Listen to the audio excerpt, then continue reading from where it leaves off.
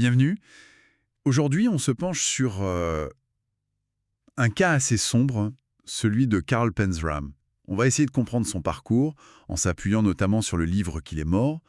L'idée, c'est de décortiquer un peu les éléments de son enfance jusqu'à ses crimes les plus violents. Oui, c'est une figure tristement célèbre. Et ce qui frappe d'emblée dans son histoire, c'est l'accumulation d'abus. Abus personnels, abus institutionnels, très tôt dans sa vie. Ça semble vraiment avoir forgé une vision du monde très nihiliste. Complètement. Et ça débouche sur une escalade de violence assez effrayante. Exactement. Une sorte de spirale. Alors, pour commencer par le commencement, son enfance, c'était pas simple, hein. Parents immigrants, prussiens, je crois. C'est ça, épuisé, le travail à la ferme dès le plus jeune âge, le manque de sommeil chronique, un tableau difficile. Et il y a cet incident, l'infection à l'oreille. Ah oui, ça c'est assez terrible. Le père qui tente une opération lui-même avec un couteau de cuisine. Un couteau de cuisine, ah oui. Oui, Et les sources comme celle de Green suggèrent que ça aurait pu causer des lésions cérébrales, peut-être au lobe frontal. ce qui pourrait expliquer en partie son tempérament violent incontrôlable plus tard. C'est une hypothèse forte, oui. Lésions frontales, ça peut affecter le jugement, l'empathie, le contrôle des impulsions. Ensuite, à 11 ans, il est envoyé à la Minnesota State Reform School. Et là, ça continue. Ça continue et ça empire même. Il y a les abus sexuels par le directeur, la brutalité de ce qu'ils appelaient la painting room, La painting room, c'était quoi exactement? un lieu de punition. On parle de fouets perforés, de serviettes trempées dans l'eau salée pour accentuer la douleur.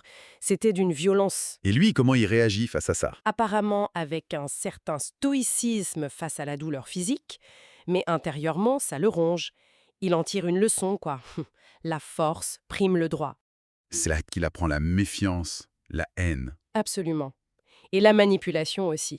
Il va feindre une conversion religieuse pour obtenir une libération conditionnelle. Malin, d'une certaine manière. Oui, et son premier grand acte de révolte, ça sera de revenir mettre le feu à cette fameuse painting room, une vengeance précoce. Après ça, il rentre brièvement chez lui, mais ça dure pas. Il part, vit sur les rails. Et là encore, une violence extrême. Les sources parlent d'agressions sexuelles brutales, de viols collectifs par d'autres vagabonds. L'horreur absolue. Ça a dû le renforcer dans sa vision du monde, hein. Sans doute. Ça renforce son cynisme, sa conviction que le monde est brutal. Et on voit s'amorcer ce passage de victime à agresseur. Ce désir de dominer par la violence sexuelle, ça devient un thème récurrent. Il y a ensuite Red Wing, l'évasion, les incendies d'église, puis l'armée et même une cour martiale ordonnée par Taft. Oui, William Howard Taft, qui était président à l'époque. Mais l'étape vraiment cruciale, c'est son passage à Fort Leavenworth. Pourquoi Leavenworth en particulier? Parce que c'était, à cette époque, un environnement d'une violence inouïe.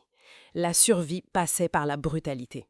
Il y développe une force physique phénoménale, Et ça confirme sa vision nihiliste, j'imagine. complètement. Il en ressort endurci, prêt pour le pire en fait, prêt pour une véritable campagne de terreur. Et ça commence fort, avec le cambriolage de la maison de Taft en 1920. Pas juste un vol, c'est une vengeance. Exactement. Il vole le pistolet .45 de Taft, non pas pour l'argent, mais pour s'en servir. Pour impliquer Taft, symboliquement, dans ses futurs crimes. C'est très calculé. Oui, la planification est frappante. Il achète un yacht, l'Akista, sous un faux nom, John O'Leary, et il commence à cibler des marins. Combien de victimes à ce moment-là? Les sources parlent d'au moins 10 marins. Le mode opératoire est glaçant. Il les attire, les vole, les viole, les tue avec le pistolet de Taft. Il se débarrasse des corps. Oui, lesté, jeté près d'un endroit appelé Execution Rock. Le nom fait froid dans le dos. Puis le yacht fait naufrage, il perd l'arme de Taft, et peu après, il commet son premier meurtre terrestre, si on peut dire, au Texas. Oui, un ouvrier pétrolier. Et là, il semble découvrir quelque chose de nouveau pour lui. Ce qu'il appellera plus tard le frisson ultime du meurtre. Ça confirme sa nature profonde, selon lui. C'est ça, la sauvagerie comme seule vérité. Ensuite, il y a l'épisode en Angola, le travail pour Sinclair Oil. La brutalité continue. Oui, il agresse les locaux, il commet des meurtres là-bas aussi, dont celui d'un jeune garçon et de guides locaux. Il fuit et revient aux États-Unis. Et les meurtres continuent ici. George McMahon, 11 ans, à Salem. Puis cette relation étrange à Yonkers. Ah oui, avec George Wellison. Presque une tentative de vie normale, mais très conflictuelle. Ça finit mal, évidemment. Panzram fuit avec lui sur un yacht volé, puis Wellison le trahit. Cette tentative de normalité, ça l'a affecté comment? Ça semble avoir renforcé sa conviction qu'il était différent, un monstre irrécupérable. L'affection, même tordue, le mettait mal à l'aise, le confrontait à ce qu'il n'était pas. Et finalement, l'arrestation à Larchmont. Il est identifié comme Carl Panzram et envoyé à Dannemora. Une autre prison tristement célèbre pour sa brutalité. Et là, il est physiquement brisé, une tentative d'évasion qui tourne mal. Il est gravement blessé. Très gravement. Cheville, jambes, colonne vertébrale, une hernie. Il passe 1 an en isolement, sans soins. Puis une opération, on lui enlève un testicule et il est violé juste après l'opération. C'est inimaginable. Il en sort en 1928, diminué physiquement, mais sa haine et son désir de vengeance sont intacts, voire décuplés. Et il recommence. D'autres meurtres. Oui, à Philadelphie, à Baltimore. Il est finalement arrêté à Washington, D.C. C'est là qu'il avoue les meurtres d'enfants. Oui, lors d'une séance de torture avec le snorting pole, une méthode abominable. Il est condamné à perpétuité et retourne à Leavenworth. Leavenworth, encore, et c'est là qu'il commet son dernier meurtre. C'est ça, Robert Warneck, le contremaître de la blanchisserie. Cette fois, c'est la condamnation à mort. Et c'est pendant cette période qu'il écrit son autobiographie. Oui, avec l'aide d'un garde, Henry Lesser. Un document assez unique, évidemment très perturbant.